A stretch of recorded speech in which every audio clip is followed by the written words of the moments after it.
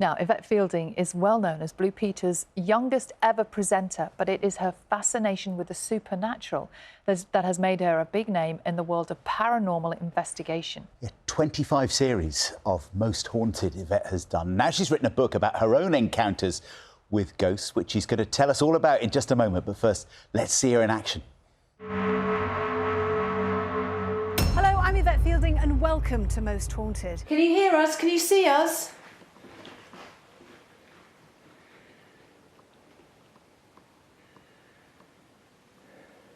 I'm talking to anybody that might be able to see us or hear us that used to live here or still lives here. Come on, if anybody's here, please give us a sign. Let us know that you're around. I'm calling out to any spirit people. If there's anybody here, if there's a spirit of a lady here in the room, can you please make a noise? Can you please knock twice if you can hear me? No, stop it. Stop it, Sally. Yvette joins us. Good morning. Good morning. God, it really does give you tingles, doesn't it? How does this start for you? As a child? Oh, the interest in the paranormal? Oh, goodness me. Oh, it was just bizarre. I've always been fascinated by it, but always a little bit scared. I remember being a young child and there was a TV programme called Arthur C. Clarke's Mysterious World. Yes. And I absolutely loved that show. But I'd go to bed, you know, shaking under the covers, you know. Yeah, always had a fascination for it. But as I say, a little bit, didn't want to delve into it. So I went from Blue Peter and sticky back plastic to Ouija boards and seances. A bit strange, isn't it? It is quite a scary world to involve yourself in. Yeah. Why were you, if it scared you, why did you start to do this? Do you know, I would run the other way. Yeah, well, most of the time I do. But no, it's I hold my hands up high and say it just happened. It was an idea that myself and my husband came up with after somebody had gone to Michelin Priory in East Sussex, and they'd said to us, "Oh my goodness me, you know, this place is so haunted," and myself and Carl were going, "Oh, that would make a great TV show." And so that's what we did. We went and made the pilot and paid for it to be edited professionally, used all our savings to do it. Could we sell the show? Could we, heckers? Nobody wanted it. Everybody turned it down. There was one major TV station who actually said we were unprofessional for delving into this genre. And we were like, what are we going to do? But eventually we managed to sell it, and we couldn't believe we'd done it. And we thought we'd only do one series, and it's just gone on crazy. I know, it's been sold to over 100 territories around the world, and it's just, and everybody seems to have, you know, everybody's loving, and the paranormal is becoming more and more popular with lots of youngsters as well on social media, which is great. So you can't get out of this now. You are now trapped in this world, aren't you? In this in this scary, spooky world. And I absolutely love it. I'm fascinated with it.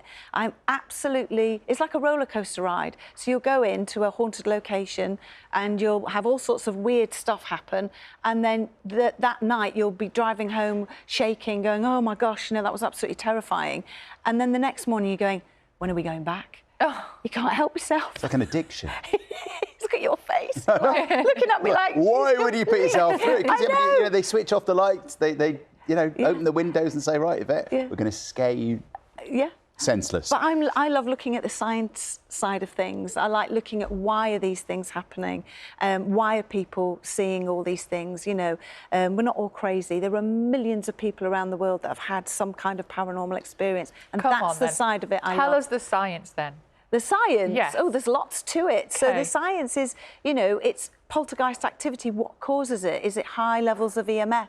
There was one experiment where a gentleman actually pulsed the room with high levels of EMF. What's that? Electromagnetic field, and he pulsed it in his room. All the electrical equipment went on, objects were moving on their own, all sorts of things. So you think to yourself, well, is poltergeist activity caused by high levels of EMF? Is there a rational, logical explanation to these things? You just think you've got an answer, and then something unexplainable will happen that science has no idea why this has happened. So we're only just scratching the surface into the world of the paranormal, and I wish science would get more involved in it. I really do, because there's so much more to it that we don't understand at all. And there will be tons of people watching this morning who say, yeah, this happened to me, or this changed my mind and I had this experience. There are also a lot of people who make stuff up, though, aren't they? Oh, of who make course. claims. Do you ever meet people and say, this is rubbish? Oh, to me? Yeah. Oh, absolutely. Yeah. I mean, one major What do you celebrity. say to them? Well, one major celebrity, I was on their show and he just looked at me out the corner of his eye and he went, I think what you do is really stupid.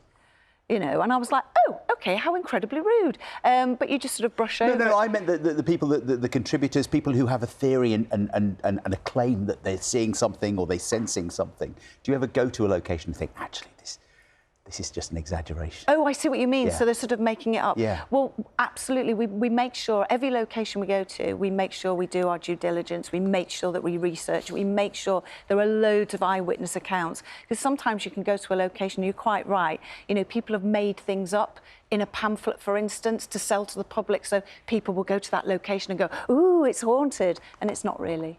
Yeah. And how much of it is, if you're watching at home, how much of it could you look at it and go, oh, well, that's just a trick of the telly. They've just gone, like, it's gone all dark, and that's why it looks scary. Well, do you know what? If I wasn't in Most Haunted and I watched it, I would go, oh, it's made up. But that's why we're very proud. We're the only TV paranormal show in the world that actually does events. And we actually invite members of the public to join myself and the rest of the team and do ghost hunts. And they've been running for, oh gosh, well over 10 years. And we also do a live stage show where we ask audience members to come out of the audience, come onto the stage. We do a live seance, a live Ouija board. They do a live investigation backstage, projected onto a big screen, and they all experience something. We've had real sceptical people come up on stage, and by the end of it, they've gone away going, my mind's just been completely altered. I don't know what to think. Wow. Well, what about those people who say you shouldn't meddle with this sort of stuff? It's not a game. It's not entertainment. It's worrying and offensive, some people would say. Well, some people would say it was offensive, but then I suppose you could look at the church and going to pray. Some people might find that offensive. To me, I'm a spiritualist. It's my religion. That is my religion. So when people say to me, I find that offensive, I think, well, that's your opinion. You know, I have my faith. This is what I do. We're almost out of time, but I just have to ask you this. Are you ever scared? Of course I'm scared all the time, all the time, Wow. but I absolutely love it. But also, of course, you can read about it all in my plug, my brand new book, Scream Queen, that's out this week, which is very exciting. Which is a great title, Yeah, isn't it? it Scream is, Queen. it is. Try saying that when you've had a drink. We will. Self-styled. Scream Queen. Yvette Fielding, lovely to have you here. Thanks so much for coming in. No, thank you. It's almost 8 o'clock. Time to get the news, the travel and the weather where you are.